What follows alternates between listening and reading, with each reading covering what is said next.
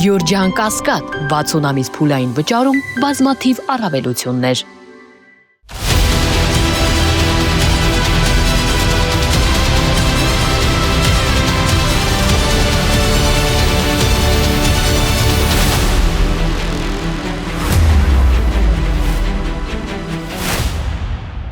Բարի երեկո, Մեդիա Հաբի եթերում Մետանոյան է եւ այսօր տաղավարում սիրով հյուրընկալել եմ քաղաքագետ Էդգար Էլբակյանին, բարև ձեզ Էդգար։ Նախորդ տարի ենք հանդիպել, որքան հիշում եմ։ Այո, ամռանը։ Այո, եւ կարծում եմ ասելիքը կուտակվել է եւ մանավանդ նախընտրական այս նախանախընտրական այս խորհրդարանական շրջափուլում հաստատ խոսելիք եւ ասելիք ունենք մանավանդ որ մի քանի օր առաջ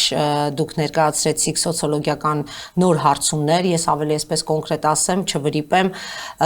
հայկական նախագիծ գիտակրթական հասարակական կազմակերպությունը փետրվարյան արդյունքները ներկայացրեց ուզում եմ այսօր մի փոքր խոսենք ձեր կողմից կատարված այդ ՀԿ-ի կողմից կատարված սոցհարցումներին նաեւ խոսենք այն սոցհարցումների մասին, որոնք պարբերաբար դաշտ են նետվում, հա, մի քանի օր առաջ էր նաև ամերիկյան հանրապետական այդ կենտրոնը, ինստիտուտը ներկայացրեց սոցհարցումներ, որը կրկին այսպես վայրիվերումների, տարաբնույթ կարծիքների տեղիք տվեց, ինչ ներկայացրեցիք դուք, Էդգար, եւ ինչ ենք մենք սպասում այդ հարցումներից, որքանով են ճշգրիտ, որքանով են ճշմարտացի, հավաստի եւ համեմատության մեջ նաեւ մյուս կազմակերպությունների կողմից ներկայացվածները ինչ տարբերություններ կար ձերի եւ մյուսների միջեւ Շնորհակալություն հրավերի եւ նաեւ բացման հարցի համար այո դուք ճիշտ եք մարտի 6-ին մեր կազմակերպությունը որի համահիմնադիրը լինելու պատիվն ունեմ հայկական նախագիծը ներկայացրեց հայկական մտքաչափանունով սոցիոլոգիական հարցման հիմնական արդյունքները ահա ոչ բոլոր արդյունքները որովհետև մենք լինելով հասարակական կազմակերպություն, գործելով որպես ազգային քաղաքացիական հասարակության միավոր առանձին վերցրած չենք զբաղվում միայն սոցիոլոգիական կամ միայն հասարակական գործունեությամբ, այլ այդ ամբողջի կամ կրթական գիտական, այլ այդ ամբողջի համախումբը։ Եվ այստեղ այս հանգամանքը հաշվի առնելով էր, որ մենք որոշ ցուցանիշներ, որոշ արդյունքներ ներկայացրել ենք, որոշները ոչ որովհետև ուզենք դա թե ոչ, դա փաստ է, որ ինքնին սոցիոլոգիական հարցումների արդյունքները անկախ դրանց որակյալ կամ անորակ լինելուց ինքնին արդյունքների ներկայացումը բացի այդ պայի հանրային կարծիքները ներկայացնելուց նաև ձևավորում է ինչ-որ չափով հաջորդ պայի հանրային կարծիքը։ Իսկ որոշակի ուղղորդում է անում դա ասես կամ առնվազն կարող է ձևավորել։ Դե շատ պարզ բան է, մարդիկ նախընտրում են օրինակ չասոցացվել ենթադրյալ պարտվողի հետ եւ գնալ ենթադրյալ հաղթողի հետևից։ Սա, այսինքն խմբային հոտային բնաստ է, որ բոլորս ունենք։ Սա լավ չի, վատ չի, սա այսպես է։ Հետեւաբար այո, հարցումները ունեն այդ պոտենցիալը։ Ինքնին հրապարակողը կարող է նույնիսկ հենց ինքը չհետապնդել այդ նպատակը, բայց որպես կողմնակի արդյունք հարցումները թողնեն այդ հետևանքը։ Այդ էր պատճառը, որ ամենախուտուտ տվող ցուցանիշները մենք նախընտրում ենք չհանրայնացնել, այլ պարզապես շահագրգիռ կողմերին, ազգային դաշտի ուժերին պարզապես ներկայացնել եւ բավարարվել դրանով, օգնելով նրանց որոշումների կայացման հարցում, եթե դրա կարիքը տեսնեն։ Իսկ ինչ հիմնական բաներ որ ամեն դեպքում եւ շնորհանդեսին ներկայացրին եւ եթերում կարող ենք ասել, որ այսպես ասեմ դե ֆակտո իշխանությունների, դե ֆակտո կառավարության գործերը այնքան լավ չեն, որքան իրենք ցանկանում են, որ տպավորություն ստեղծվի։ Ես նույնիսկ զերծ կմնամ տեղից էլ ասածս որոշ չափով լավատեսական էր, զերծ կմնամ էլ ավելի ինչ-որ լավատեսական կամ թեկուզ հոռետեսական երանգների մեջ մտնելուց։ Ամենայն դեպս կֆիքսեմ, որ այն ինքնավստահությունը, այն շփացածությունը, այն 50+1-ը, որ իրենք աշխատում են ցույց տալ, դա չկա։ Եվ աստվածավոր չլինի։ Ինչ վերաբերում է այլ հարցումներին, եք մասնագիտական սոլիդարության սկզբունքը բնականաբար թույլ չի տա, որ ես անդրադառնամ այլ հարցումների արդյունքների, ես կարող եմ ասել, որ մեր հարցումների արդյունքներ շատ մեծ չափով համապատասխանում են դաշտում առկա այլ կազմակերպությունների արդյունքների հետ, ինչ որ բաներ, օրինակ թրիփի վերաբերյալ մարդկանց վերաբերմունքը։ մեր հարցման մեջ եւ ձեր հիշատակած հարցման մեջ գրեթե նույնական էր։ Գրեթե նույնական էր։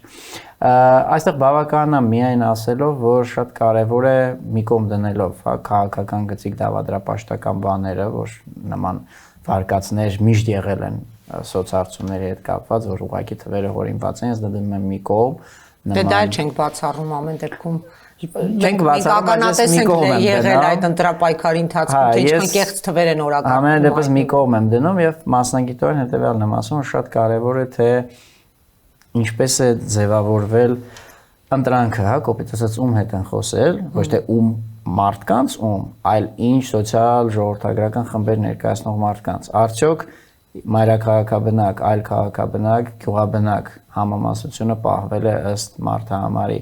Արդյոք օրինակ շատ կարևոր է դա Հայաստանում փորձ արվել է բարեկրթության իհարկե թույլատրելի սահմաններում, բայց փորձ արվել է թե ոչ համոզել խոսել չցանկացող մարդկանց։ Փոքրիկ նյուանս այդպես ասեմ, այո, որ կան բնակչության շերտեր, որոնք եւ նրանք տարբեր տեղերում են, անկախ բնակավայրից, սեռից, տարիքից, ամենտեղ կան, որ այդքան էլ չեն ուզում խոսել։ Եվ եթե հարցազրույցավար ասի, լավ, դե չեք ցանկամ հաջող ուրիշին կզանգենք, կստացվի, որ ընտրանքը քանակապես միգուցե եւ ճիշտ լինի, բայց որակապես այդտեղ ներկայացված լինեն միայն քիչ թե շատ ակտիվ դիրքորոշում ունեցող մարդիկ, բայց չէ որ միայն իրենք չեն քվեարկում։ Մեր կազմակերպության հարցազրույցավարներին այդ առումով առանձին շնորհակալություն, որ իրենք բնականաբար բարեվարկության սահմանները պահելով, առանց մարդուն անհանգստացնելով, բայց ամեն ջան գործադրում են, որ նաև դժկամ, առանձնապես հավես չունեցող, пассив մարդկանց, այո, հորդորեն, որ սա կարևոր է ձեր ձայնը նույնպես, մենք չգիտենք դուք ով եք, բայց ձեր ձայնը նույնպես շատ կարևոր է, որ արձանագրվի լսելի լինի։ Այսինքն դուրս է գալիս այսպես Էդգար, մշտապես պատասխանողները, արձագանքողները տվյալ հարցումներին էլի շարունակում են մնալ ակտիվ զանգվածը։ Ակտիվները էլի պատասխանում են այն, ինչ միշտ պատասխանում են, այն пассив զանգվածին ամեն դեպքում էլի մենք չենք կարողանում բերել դաշտ եւ այդ հատվածը միշտ մնում է այն пассив կարծիք չհայտնողների տոկոսային այդ հատվածի մեջ, ճիշտ եմ հասկանում։ Խնդիրը հետեւյալն է, կան ակտիվ մարդիկ եւ пассив մարդիկ։ Եթե անցկացնում ենք սոցիոլոգիական հարցում եւ ուզում ենք ասել, որ մեր ընտրանքը, ում հետ որ մենք խոսել ենք, կարող է ներկայացնել ամբողջ Հայաստանը, ուրեմն այդ ընտրանքի մեջ պետք է ակտիվներն լինեն, пассивներն լինեն։ Եթե միայն այդտեղ ակտիվները եղան, դա արդեն իսկ մի փոքր որակապես շեղված ընտրանք է։ Հիմա ձեր մոտ пассивների տոկոսայնությունը ինչքան է գալիս։ Չէ, առանձին пассивների տոկոսայնություն չենք չափում, իմաստել դա չունի անելու։ Բայց էլի եմ ասում։ Կամ որ չեն պատասխանել ուղակի ձեր հարցերին։ Հա, այդպիսիները կան։ Եվ դա էլ հաճախ շեշտադրում է, չէ, արվում, ասում են այդ զանգվածը ինքը չի պատասխանում, չկողմնորոշված է եւ պետք է ավելի լուրջ աշխատել այդ հարցի հետ։ Զանգին հարցազրույցին չպատասխանել, թե ում եք ընտրելու հարցին չպատասխանել, ինչին չպատասխանել։ Երկու պարագայում էլ ինձ հետաքրքիր է, տեղ ինչ տարբերություններ կան։ Դե ով չպատասխանեց, առհասարակ չպատասխանեց, նա ընտրանքից դուրս է, բայց ով մասնակցեց հարցազրույցին, բայց օրինակ հրաժարվեց ընտրական հարցերին պատասխանել, այո, դա արձանագրվում է, որ մարդը հրաժարվեց կամ դժվարացավ։ Այդ սկզբունքով։ Եվ այո, շատ դժվար է իրենց գրեթե անհնար է, այսինքն եթե չես համատում այլ պատասխանել, եթե անհնար է հասկանալ, թե ում են ընտրելու։ Եվ այստեղ նորից ձեր առաջին հարցին վերադառնալով ինչ կարող են տալ հարցումները,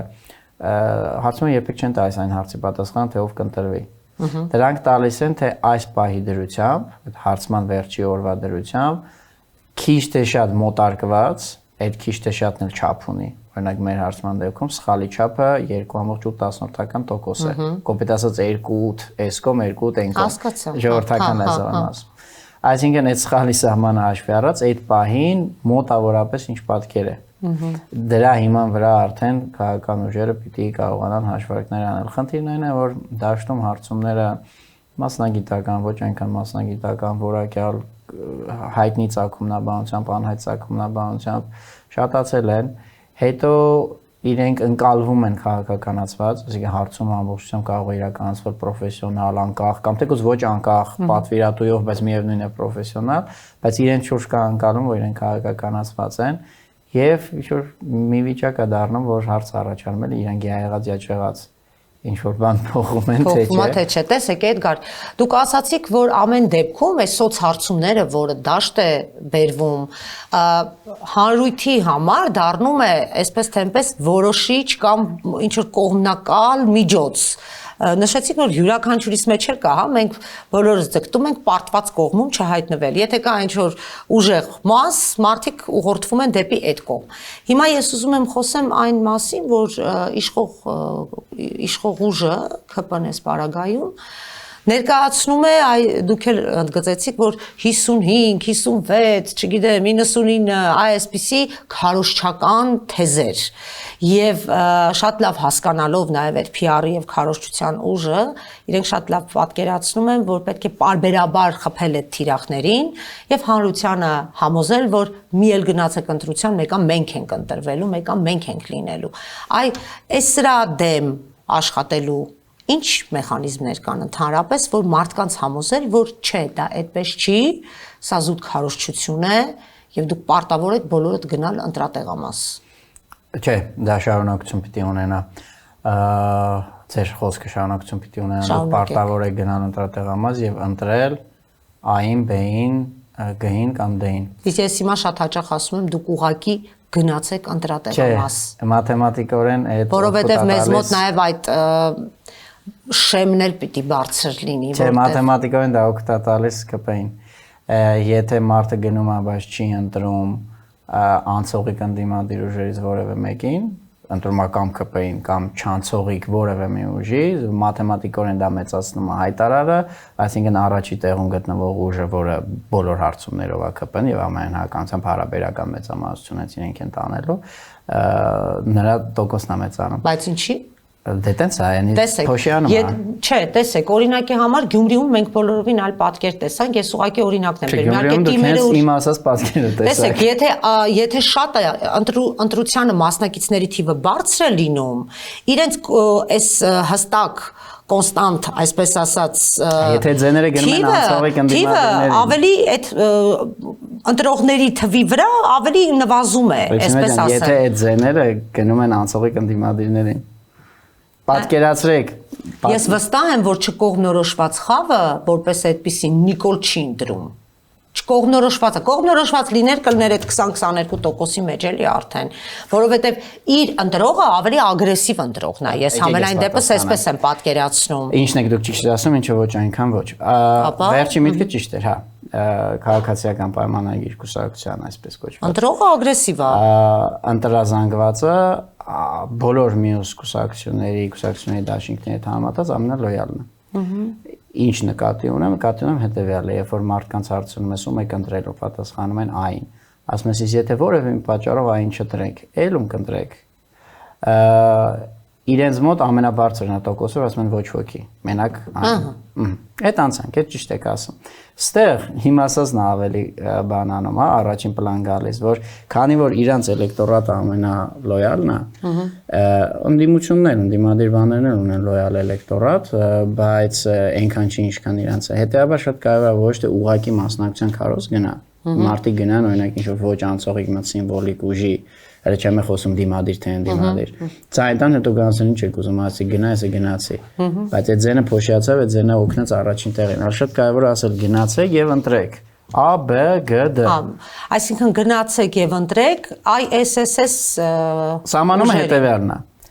Ուժեր, որոնք երկու պայման պետք է բավարարեն իրանք։ Պայման առաջին ունեն անցողիկ շեմը հաղթահարելու ողջամտորեն իրատեսական հավանականություն, ողջամտորեն իրատեսական, ընդհանրապես ողջամտորեն իրատեսական ոչ թե կոնկրետ ողջամիտ։ Հա, մարդ ես էլի դե բավոր անցանի մի ձենով, չէ, ողջամտորեն իրատեսական շանս, պայման առաջի, եւ երկրորդ պայման, որոնց հանդեպ կա էլի ողջամտորեն 100%-ի ձգտող վստահություն, որ ԿՊ-ի հետ կոալիցիա չեն կազմի։ Հա, այսինքն ԿՊ-ի սաթելիտները, որ չեն կազմի, հա։ Այդ ուժերը հայտնի են, առանձնապես ինչ-որ թվարկելու կարիք էլ չկա, ինչի ասա կարևոր եւ իրականում ինչքան շատ ընդդիմադիր ուժ մասնակցի, որը առաջի պայմանին բավարարում է, ունի այդ անցողիկ շանսը եւ ինչքան շատ ավելի իրար մեջ խմբավորվեն, Այդքան լավ, որովհետև այդքանով հանդերձ նաև բարթացվում է ձեր ասած իշխանական արբանյակների անցնելու շանսը։ Հիմա մի քիչ էլ դետալների մեջ մտնելով ասեմ, որ եթե իշխանական որևէ արբանյակ կարողանա արանքը ճղել եւ անցնել, այդտեղ շատ լուրջ պրոբլեմա գոյանում։ Իսկ որպեսի այդ ձեները ինչ-որ մի ձև ցակուցրիվ լինեն իրենց ձեները, ապա պետք է որ ընդդիմությունը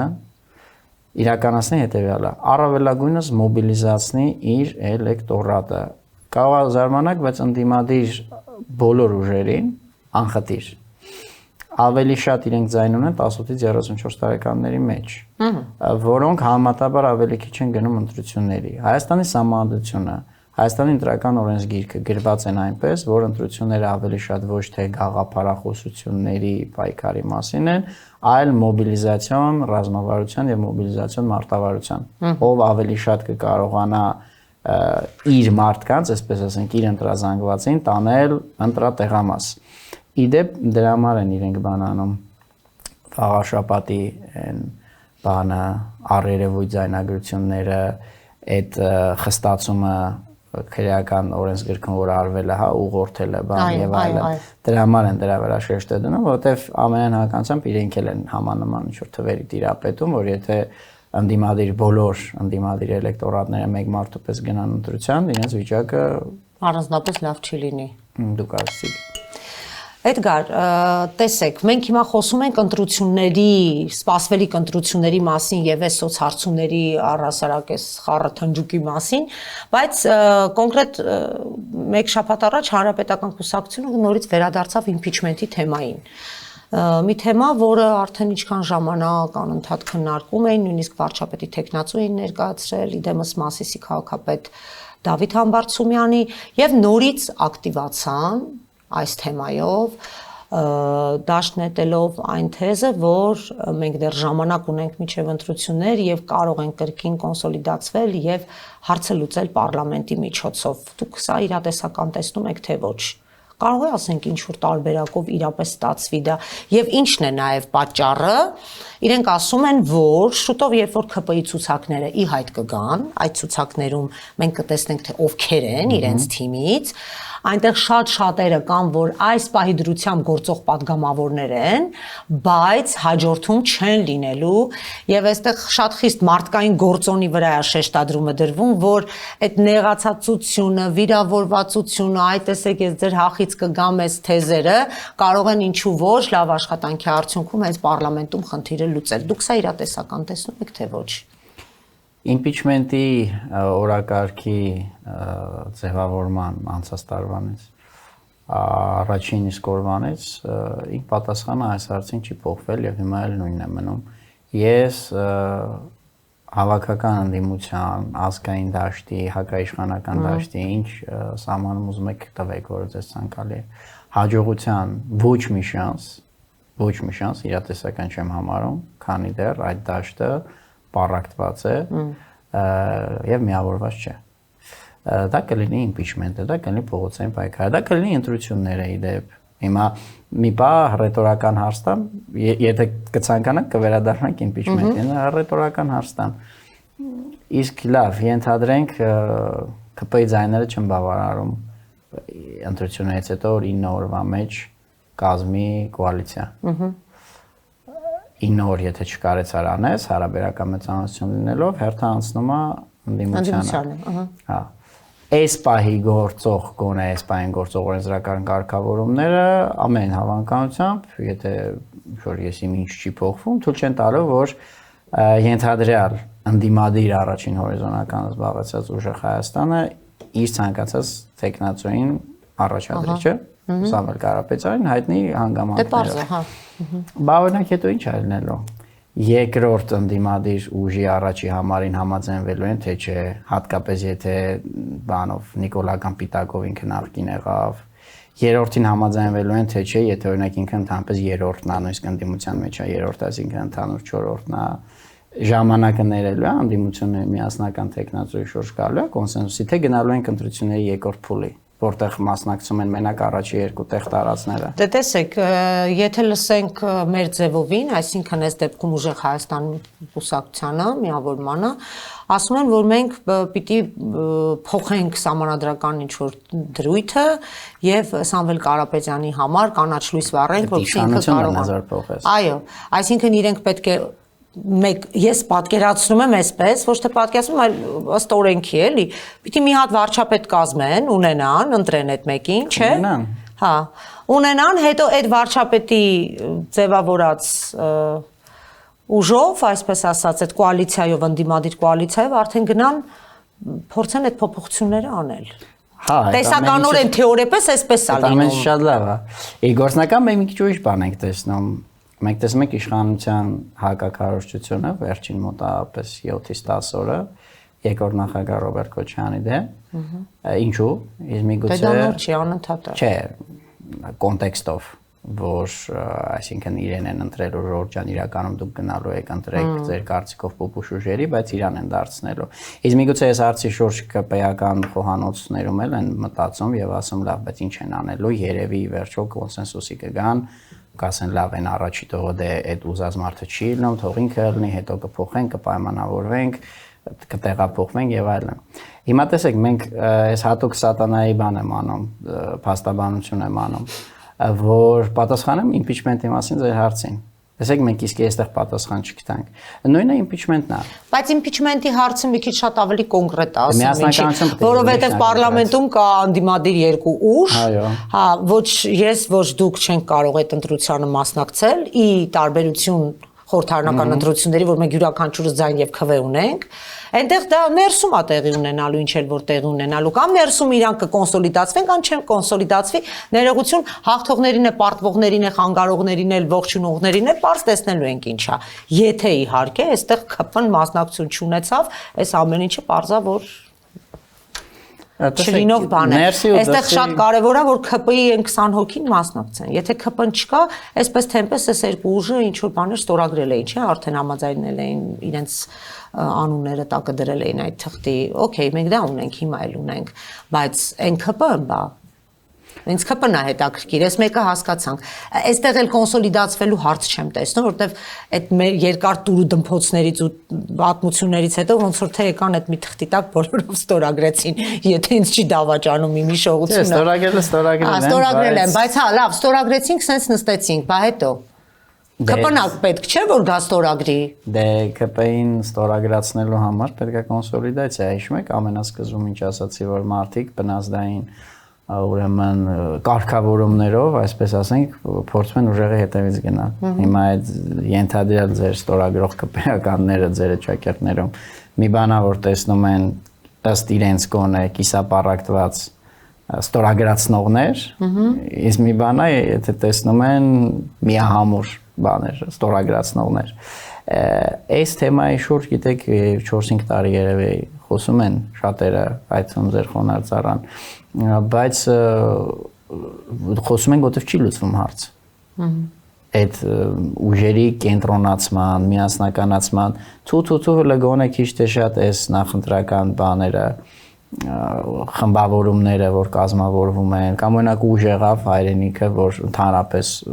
բան արեց, դուրս եկավ, հա, ենթադրաբար, չգիտեմ, միգուցե էլի բանակցություններ վարել էր այս կամ այնտեղ, ինչ որ բան են չի եղել, բայց առանձին չգնաց դրանից հետո։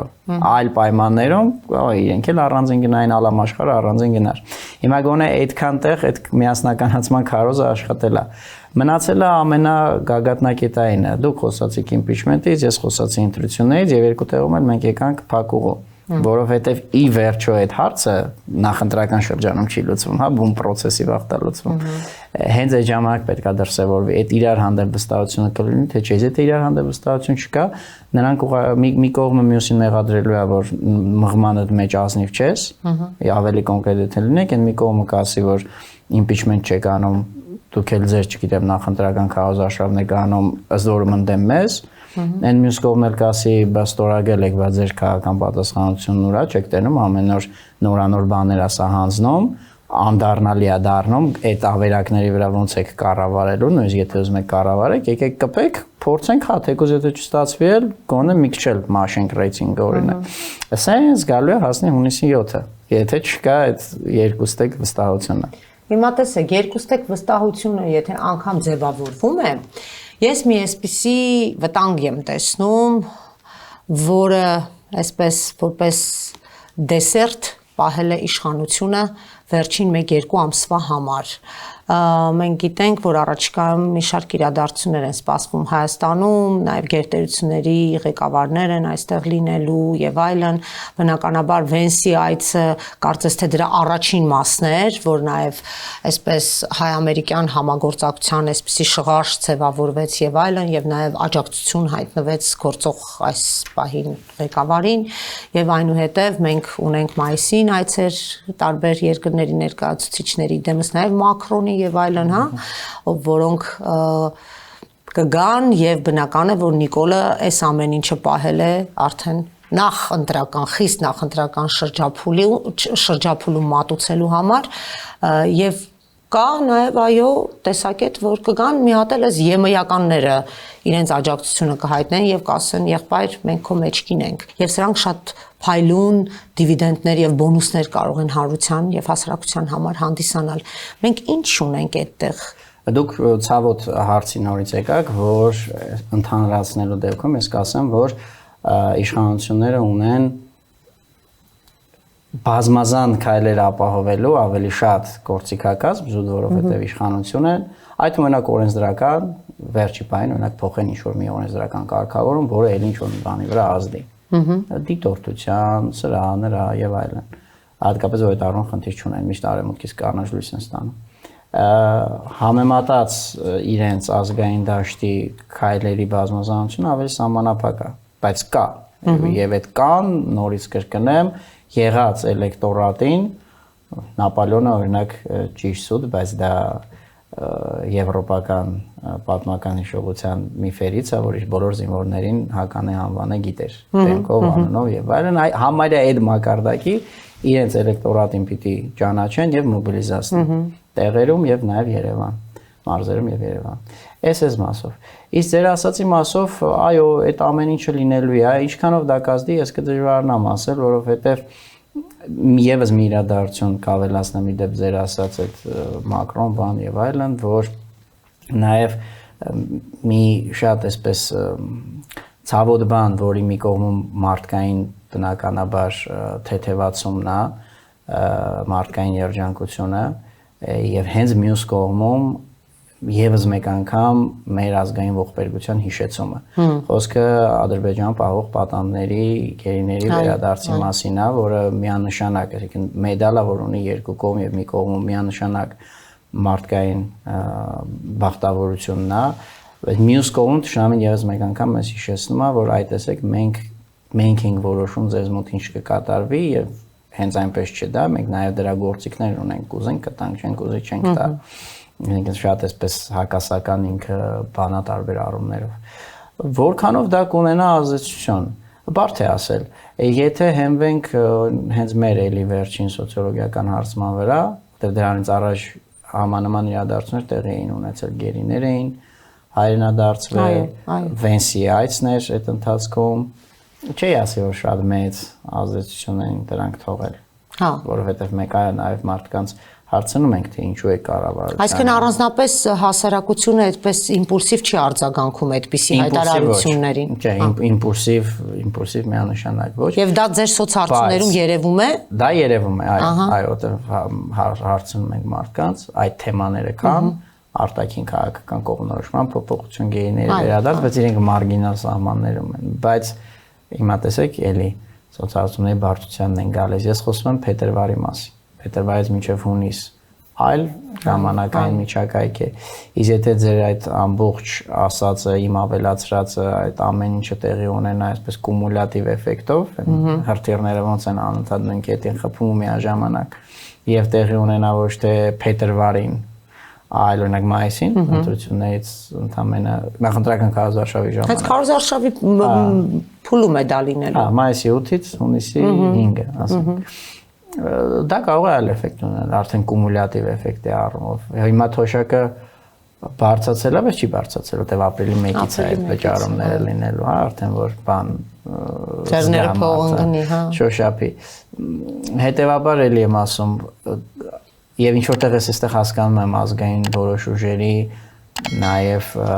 չասեմ անտարբերությունը, բայց ինչ որտեղ երկրորդական դեր տալը սոցիոլոգիական հարցումներին եւ նախընտրելը ավելի շատ ուղղակի աշխատել, ոչ թե անդադ ֆիքսվել թե այս բանը ինչ կա։ Երկուսն էլ իրականում պետք են, բայց ելի եմ ասում, քանի որ իշխանությունները ունեն բազմազան քայլերի ավելի մեծ կոմբինացիա, այո, ընդդիմությանը մնում է պես Նապոլեոնի պես անուն առանուն ընտրողներին իմանալ եւ հրավիրել ընտրատեղամաս։ Էդգար,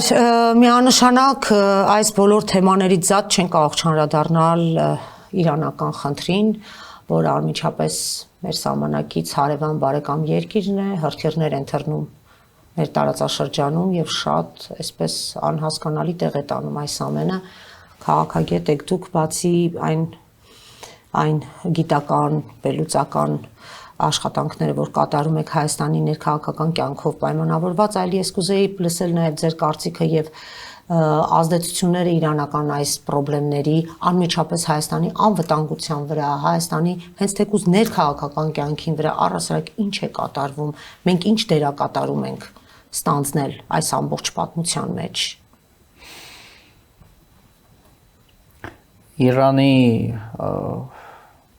Իրանի վերջին պատերազմը, Իրանի դեմ վերջին պատերազմը կանխատեսելի էր ցավոք դեռ ամառվանից եւ այն ժամանակ էլ մի քանի եթերում առիթ ունեցել եմ ասելու, որ սա ուղղակի հետախուզական մարդ էր, երկու կողմն էլ հիմա պիտի փորձեն առավելագույնս իրենց սխալները ուղղել։ Ոնց օրինակ եղավ 2016 թվականի ապրիլին Հայաստանում եւ նոր բանի անցնել։ Բնականաբար ագրեսորը Ամերիկան ու Իսրայելն էին լինելու նախահարձակը, ոչ Իրանը։ Բայց երկուսն էլ ոնց որ այդ ճանապարհով են գնացել, մենք հիմա տեսնում ենք շատ ավելի քիչ դավաճանական ագենտուրայի գործունեություն Իրանի ներսում, ամերիկյան շատ ավելի մեծ ներգրավվածություն, քան նախորդի եւ այլն։ Ազդեցությունները Հայաստանի վրա, եւ եւս մեկ տխուր կանխատեսում է արել, որ այսինքն ուղղակի ինչ որ մի ժամանակավոր կամ կիսախորհրդանշական հաղթանակով երբեք պատրաստ չեն լինի բավարարվել Իսրայելը եւ Ամերիկան, այլ հստակ Իրանի մասնատման հարց է դրվելու, որովհետեւ քանի այդ պետությունը այդ սահմաններում կա, այնտեղ կա խորհրդային պետություն, զոհում եւ աշխարհի եւ հենց կրոնականացված բնույթի մեկ այլի Իրանը վերածնվելու է։ Մի բան է, որ աշխարհագրորեն ուղղակի մասնատում ես, ավելի դժվարանում է դա։ Հիմա ինչքան դժվար է լինելու մեր համար Արցախի հետ բերել։ Եվ այսօրին արդեն Ամերիկայից տազդակները գալիս են, որ պիտի Իրանի քարտեզը փոխվի։ Մեր վրա հետևանքներ, երբ որ սկսվեց սիրիական 2010-11 թվականներին ընդհանուր արաբական գարնան, կոնկրետ սիրիական զարգացումները, այդ ժամանակ փորձագիտական դաշտը էլի պնդում էր, որ տեսեք Սիրիան մեզնից ընդամենը չնչին կիլոմետր հեռու, հա, տեղ մի քիչ ավելի քիչ։ Իսկ մենք ինչքան բան ենք, անհոգ ենք, չենք պատկերացնում, որ Երևանն էլ օրինակ կարող է այդ ճակատագին արժանանալ, Երևանով ենք ասում։ Եք ստացվի այն, որ այդ ճակերտավոր պայմանական Սիրիան ավելի կմոտենա Հայաստանին եւ եթե Իրանը օրինակ մասնատվում է Հայաստանի հարևանով է դառնում, ով է մնում, Իրանն է մնում, թե ինչ որ մի հատ նոր թուրքական պետություն եւ Հայաստանը ուղղակի 4 կողմ, բառից արդեն բուն իմաստով 4 կողմից շրջապատվում է թուրքական տարով, ինչու եմ ասում 4, ոչ թե որ Վրաստանը թուրքական պետությունն է, այլ սահմանի երկայնքով մի զգալի մասը ինքը հենց վրացաբնակ չի, եւ ամենակարևոր մասը, որտեղ սնուցող ճանապարհն է Բագրատաշենից դեպի Բագրատաշենում այնտեղ ամբողջ ադրբեջանաբնակ է։ Հա, ասենք Գոգավանի ու բանի մասին չեմ ասում էլի, Ախալքալակի։ Բայց գիտեք, այնօր այս թեմայով մի գրառում էի արել, շատ կարճ, շատ Նախիջևանի հետ կապված, որ եթե ընդունենք, որ իրոք Իրանն է հարվածել, մի քանի ժամ էր անցել։ Չգիտեմ, այդպես պաշտոնական մակարդակով հերքում է Իրանը։ Եկեք ընդունենք, իրենք են։ Լավ, ընդունենք իրենք են, ահա։ Ոտ ես իրոք այդպես էի գրել։ Եթե ընդունենք, որ իրենք են, գալի ապա այս բանը կարող ենք ասել, որ ոնց որ թե մարսում է Իրանը, դա։ Եթե ելնում ենք այդ ելակետից, որ իրենք են։ Բայց վերջում Շատ կարևոր հետգրություն է եղել։ Անկախ ամեն ինչից Հայաստանը վտանգված է, ժողովրդական ասած վարի է գնում, քանի դեռ կան այս իշխանությունները։ Ես չեմ ասում, որ արտաքին զարգացումները եւ դրանք հետազոտելը կարևոր չեն, ծիծաղելի էլ կլինի մասնագիտությունը հաշվի առնելով ես նման բան ասեմ։ Եվ չեմ էլ ասում, որ դրանք չեն կարող ազդել նաեւ Հայաստանում իշխանության փոփոխության կամ իշխանության պահպանման վրա, բնավ։ Ուղղակի գիտեք, մենք այնքան ենք որպես ազգ պետություն էլի մեր դիրքերը հետ գնացել, որ երբեմն նույնիսկ ամաչում ես այս դաշ մտնել, ինչ-որ մեծ վերամբարձ տեքստեր ասել, վերլուծել, հիշելով, թե քեզ մոտ ինչա կատարվում։ Լուսանցքում ենք հայտնվել։ Եվ մի տեսակ է ժողովրդական ասած մանտրաժ, որ լավ, անգամ հիպոթետիկ կերպով Հայաստանի համար ամենաբարենապաստ զարգացման դեպքում, որ այս պարագայում ռազմական գործողություն եք ասեցումն է, Իրանում կայունության, տնտեսական բարգավաճման, եթե կուզեք նաև պատժամիջոցների վերացման սցենարն է, նույնիսկ այդ դեպքում մենք շարունակելու ենք թավալվել մեր ցեխաջրի մեջ, եթե այս ցեխաջրի հարցը չի լուծվում։ Այսինքն մենք կարելի է ասել աշխարհակաղակական այս ողջ պատմությունների հորձանուտում ուղղակի դերակատարում չունենք ոնց որ թե ցավոք սրտի։ Ուղղակի մենք սենց հայտնվել ենք մի իրավիճակում, որ մեզ չեն էլ հարցնում։ Հաճախ մենք խուսափում ենք այդ գնահատականները տանք, բայց այդպես է։ Ո՞վ է մեզ հարցնում ինչ որ բան։ Եթե այստեղ ուզենան ինչ որ բան անեն, ապա դա կանեն։ Որ ձեր ասածը մեր կապանոց չհնչի, Վենսի այցը իրականում այդքան էլ տարածաշրջանային չէր, նա Հայաստան եկավ ուղղակի որ այդ տարածաշրջանային սահմանումը խախտած չլինի։ Այո։ Եվ այնտեղ գնաց շատ լուրջ պայմանագրեր կայքեց գնաց։ Դա էր Ադրբեջան, հա, բայց ինչ պայմանագիր, այդում թրիփի մասին։ Այո։ Լավ, այդ անդերը որտեղով պետք է անցնի։ Դե այդ եմ ասում, ես լավ հիշեցրեցիք։ Այսպես ցուցադրվեց, այդ շոուն ապահովեց, որ Վենսն եկել աստեղ լուրջ բաներ ա խոսում, բայց տակը բան չկար իրականում այստեղ։ Ոնց որ սենց ուղակի տատիկի տուն գյուղ գնալուց մտել էինք մի հատ ֆուդ կորտ, ներողություն եմ հայտնում, բայց այդպեսի մի հատ բան էր։ Մտանք հացկերանք մի հատ որ գնանք ընդ գործ ունենք, էլի, տատիկի տանը։ Այդպես ստացվեց։ Գնացին այնտեղ, հետո post factum ենք իմանում, թե այնտեղ քանի բան են կնքել, ինչեր են պայմանավորվել, այսինքն իրենք այդ իրանց ամբողջ գնալ գալու հարցերը լուծել են, ոնց պետք է անեն, մենք էլ սենց նստել ենք, եկան ասեցին ձեզ կտանք ամերիկյան դրոններ։ Հետախուզական ամերիկյան դրոններ։ Հա, բայց ոչինչ չեն ստորագրել։ Գիտեմ, բանավոր, ասեցին ձեզ ինչ ենք անում դրոնը, հետախուզական են ամերիկյան։ Մեկ էլ ատոմակայանի բանը ասեցին, մենք ձեզ մոդուլային ատոմական ենք խոստանում։ Այն պարագայում, որ մոդուլային ատոմականների հարցում Ամերիկան աշխարհում չունի լավագույն փորձը, հասկանում եք։ Մոդուլային ատոմականների հարցում աշխարհում առաջատարներ են այսօրվա դրությամբ Չինաստանը, Հյուսիսային Կորեան եւ Ռուսաստանը։ Ամերիկան ասում է ես գամ ձեզ տամ մոդուլային ատոմական, բայց այն էլ ինչ տամ, փող տուր, որ տամ հետնել։ Ու ժողովուրդը ինչպիսի ցնծություններ ապրում, ասում է մեզ փող են տալու ամերիկացիները։ Դրոնների թեման։ Այն դեպքում, որ ասենք էդ էլ պարզվեց, ոչ թե իրենք են տալու, այլ մենք պիտի տանք, որ գան իբր թե մոդուլային ատոմական ստեղծեն, այն էլ, որ աշխարհում դա 5-րդ, 6-րդն է, ամերիկյան փորձով այդ մոդուլային ատոմականների ձեռնարկ իրենք փորձել են իրականացնել եւ այնուհետեւ չեն շարունակել, գիտեք, չէ, ես այդ մասով հայկական երկրորդ հեռուստաալիքում մի հատ շատ լավ վերլուծական եմ արել, երևի այս շաբաթ եթերում կլինի, ուղղակի դուք եք գնայեք, շատ մանրամասն ուսումնասիրել եմ, որ մոդուլային ատոմականների հարցում Ամերիկան բոբիկ է ուղղակի։ Այս դրոնների թեմային եմ ուզում գա։ Խնդրեմ, դրոնները ասեք, հետախուզական նշանակության դրոնները։ Իհարկե։ Ում են հետախուզելու, դա է քիրա։ Բա խաղաղությունը այլ ուր են հետախուզում, ես էլ խաղաղությունը մի կողմ, կարող ժամանակավոր խաղաղություն լինի, ոչ միայն խաղաղությունը, այլ թշնամազուրկ խաղաղությունա, չէ՞։ Դե ֆակտո իշխանությունը գիտեք Արցախում էլ է իմ շատ խաղաղ։ Չէ, դե ֆակտ իրենց քարոշությունը եկեք վերջինք ենք հայտարարում ոչ միայն խաղաղությունը, այլ մենք էլ թշնամի էլ չունենք։ Հայաստանը ընդհանրապես ոչ մի նկարտում, ոչ մի բան հարց առաջանում, հնդկական համակարգերը, ֆրանսիական ավտոները, այլ բանկան ուղղակի բան ավտոմեքենաց դժվարանում է մի քիչ դա բան անել, բնութագրել կամ ամերիկյան հետախուզական դրոնները ինչ են հետախուզելու, այսինքն օկուպացված Քաշաթաղում, Կովսականում նայելու են ինչա կատարվում, Նախիջևանն են հետախուզելու, ինչն են հետախուզելու, էլի, հələ գոնե ասեին պաշտպանական, դա կտեղավորվեր։ Ոչ, պաշտպանականը դա ենթադրում է, որ դու ուզում ես ռազմականացվել։ Էս է խնդիրը։ Այդ ուրիշ բան, որ Ադրբեջանը իր բյուջեն ավելացնում է եւ անդադ շարունակում է ռազմականացվել, բայց մեզ չի կարելի։ Չէ, բացի դրանից իրենք այստեղ հստակ ասել են հետախուզական, ասենք հետախուզություն անում են դրոնով հարձակվելու համար։ Հոգեորականների տներն են գնալու հետախուզեն երևի Պարսկաստանին են հետախուզելու։ Ահա, եկանք հասանք տեղ։ Տեսակ, ահա։ Հոգեորականների տները հետախուզելու բաներ։ Չէ, դե լավ, դե սրանք այդ կարգի բաներն էլ կարան օգտագործեն անձնական կյանքի բաները հետախուզելու, նկարելու, էս անելու, այն անելու, չգիտեք ինչա կատարվում։ Դրանից ունեն, բայց կարող են ճիշտ եք, բայց այստեղ թեման Պարսկաստանն է, իսկ ավելի մեծ թեման, որ Հայաստանը ուղղակի ցածկահարթակ է դարել արևմտյան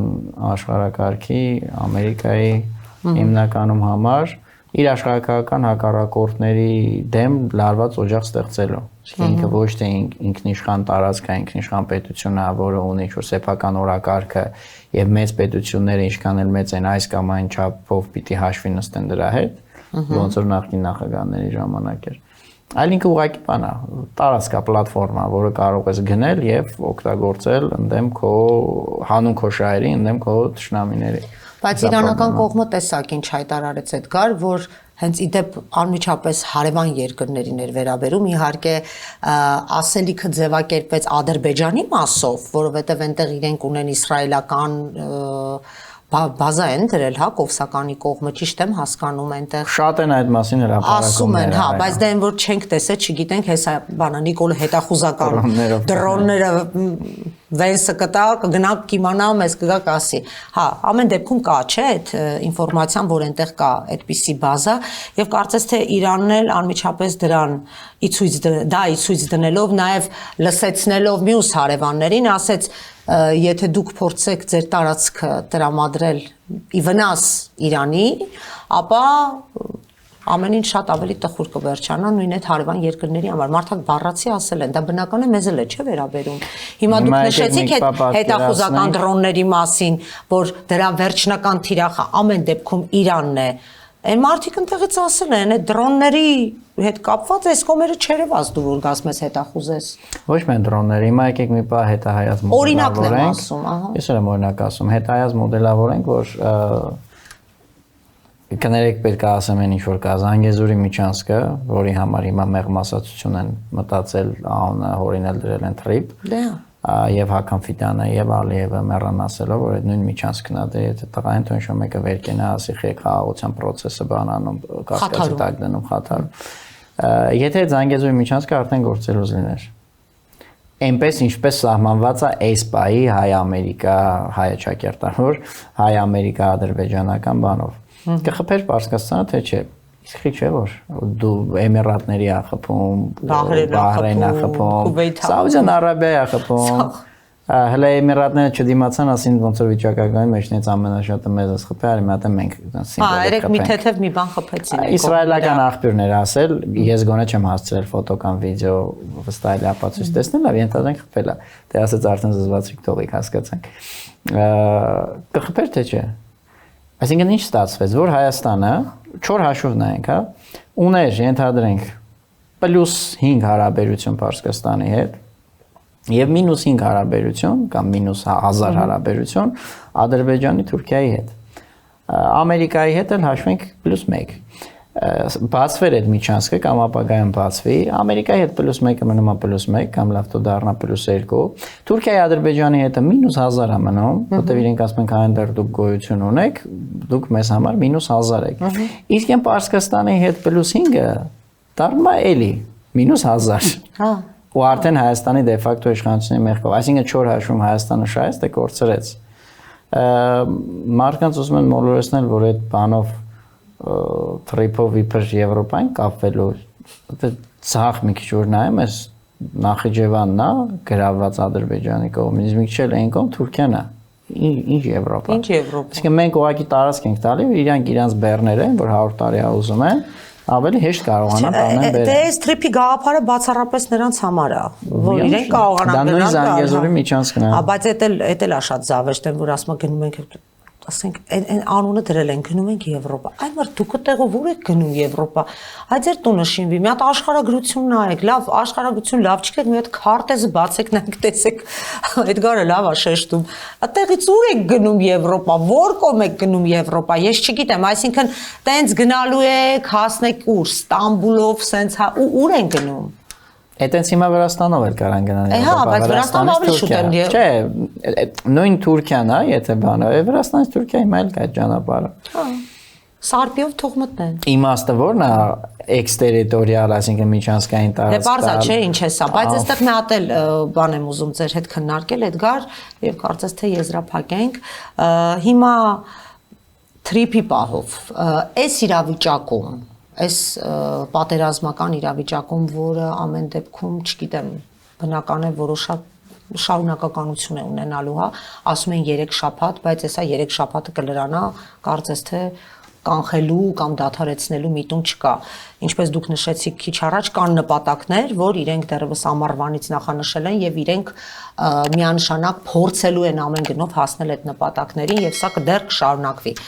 Որոշ շրջանակների կողմից նաև տեսակետներ եմ լսել եւ նաև ինֆորմացիա եմ իմացել, չգիտեմ որքանով է ճիշտ, ուզում եմ ձեզ հետ էլ խոսել, որ թրիփի հետ կապված բոլոր աշխատանքները այդ ներկա գործող երկրների, հա, որոնք որ այդտեղ արկա են, Հայաստանը, Ադրբեջանը, հա, նաև Թուրքիան, որոշակի պարզ է Ամերիկան, ամեն ինչ այս պայծրությամբ տոտալ դադարեցված է, որովհետև ոչ մեկ չգիտի, թե սրա ճակատագիրը ինչով կավարտվի, ամեն ինչ կանխատեսված է ելքով։ Կա այդպիսի բան, որ հիմա սրա մասին ճիշտ է իրենք խոսում են, բայց սա լրիվ ամորֆ եւ օդ խոսակցություններ են թրիփի շուրջ։ Դա տրամաբանական է։ Տրամաբանական է հնչում, դրա համար ավելի շուտ կհամաձայնվեմ, քան կհերքեմ,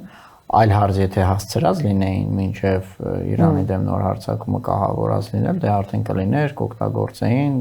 եւ այլն։ Չի կարծես թե։ Չէ, ես նկատի ունեմ այսպես լենթը կտրած լինեին։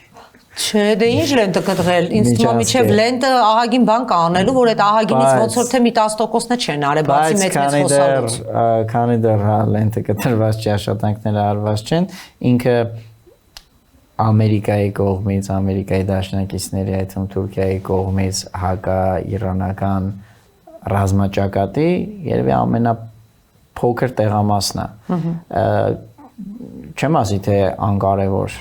բայց ամենափոքր։ Հետեւաբար բնականաբար, երբ որ պատերազմը գնում է ամենամեծ տեղամասերում եւ այո, արդյունքը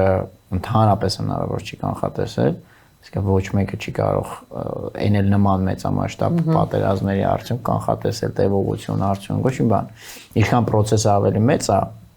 այդքան ավելի քիչ կանխատեսելի է։ Սովետական միության փլուզումից ընդամենը 4-5 տարի առաջ Ամերիկայի կենտրոնական հետախուզական վարչությունում դեռ զեկույցներ էին գրում, թե 2020 թվականին ինչպես պիտի խորհրդային միության դեմ տարբեր ասպարեզներում պայքարել, էլի 4-5 տարի հետո էլ այդ երկիրը չկար։ Սա լրիվ օրինաչափ է, ինչքան մեծ process-ը, այդքան դժվար կանխատեսել է։ Դրա համար հա, այս ռազմաճակատի այս փոքր բանում հատվածում այս բան ինչ որ ներդրումներ անել, խորանալ, էներգիա վատնել, ես դե ասած տրամաբանական եմ համարում, առանց որևէ ինչ որ ներքին ինֆոների, բանի, ինքս հետաքրքրված լինելով դրանցում եւ ըստ այդմ առանց տիրապետելու։ Էդգար, շնորհակալ եմ այսօր հրավերս ընդունելու համար, ձեր գործային հաջողություն եմ մաղթում եւ ամենակարևորը բոլորիս ամուր կամք եւ ամուր նյարդեր ամենակարևորը։ Շնորհակալ եմ եւս մեկ անգամ մեր հետևորդներին, հերոստատողներին ուզում եմ հիշեցնել, որ այսօր Մետանոյայի տաղավարում հյուրընկալել էի քաղաքագետ Էդգար Էլբակյանին, կհանդիպենք 5-շաբթի օրը, լավ մնացեք։